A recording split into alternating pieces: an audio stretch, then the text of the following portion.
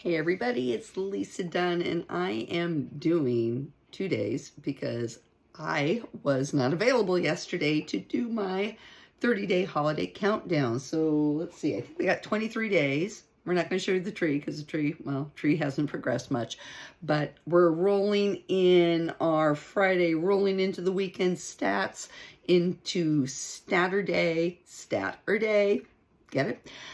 Just to let you know what's going on in the market. And last week was a really super crazy week. There was a lot of information going around. Stock market decided it wanted to do a pretty good drop, especially technology stocks. Anybody out there holding Tesla, hang in there. But I think I heard somebody on CNBC say something, if it's digitized, it's getting pulverized right now. So stock market's doing some crazy stuff. We had conflicting information on jobs numbers. I believe things should have been better than what they actually were, but you'd think that the 10-year bond would go up on bad news, but it's going down because we got this COVID variant. And so interest rates are just kind of flatlining right now. Lots of stuff going on out there.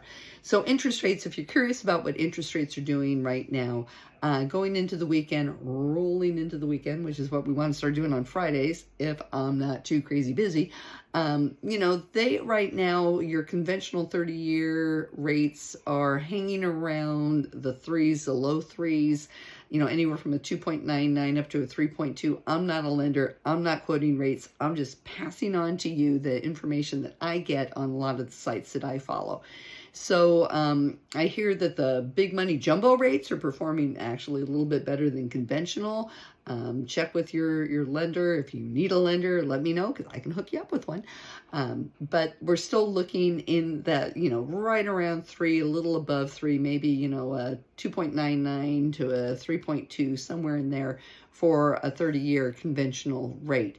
If you're thinking about an FHA rate, if you're a first-time buyer, don't want to come in with a huge down payment, your rates are running somewhere in the 2.88 range to a 3.06.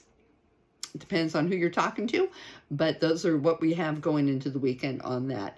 Regarding inventory for our STAT-urday, hey, guess what? Things haven't really changed a whole heck of a lot. Today in the Rancho Santa Margarita area, we have a whole whopping, I forgot where I put my notes. If you're looking for the entire city, that would be the, Master Association area. We're looking at 18 active listings, 3 coming soons. We currently have 48 properties in escrow. And for the month of November, so far reported, we have 58 closed properties. We also have 6 that are on hold for one reason or another, whether they're just off the market for temporarily or they're actually negotiating offers. A lot of times that's what happens. If we're talking specifically in the Melinda Heights area, that hopefully some of you joining me are in Melinda Heights in the Rancho Santa Margarita area. Right now we have a whopping 3 listings.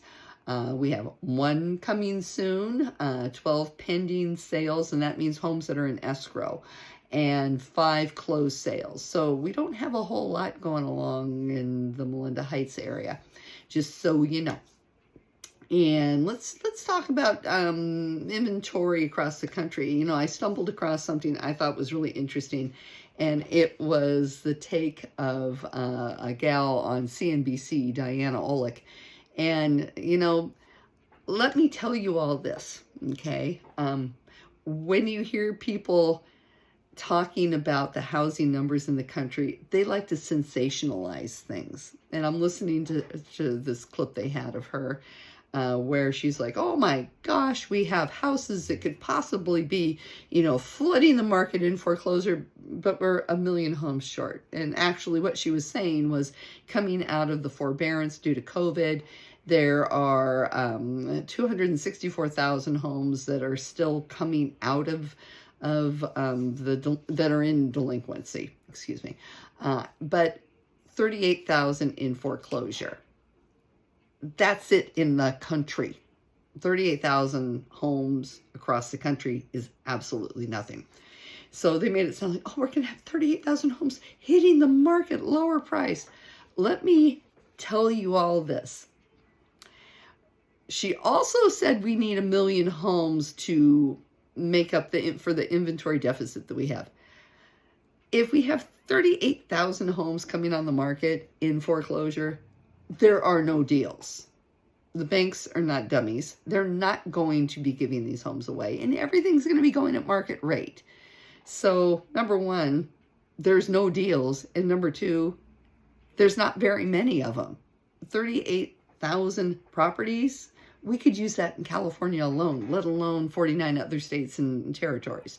So anybody who's talking housing crash, there is no crash. There's no crash because of the people that are in trouble.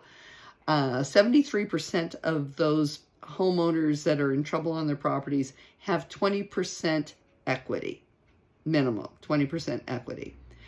28% of those people have over 50% equity. If you had 50% equity in your home, are you going to let it go into foreclosure?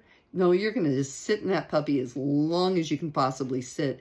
If you can't refinance, if you can't make your payments, if you can't get out of the situation, get a loan modification, do whatever, that's 50% of the money that you earned in your house. You're not going to walk away from it.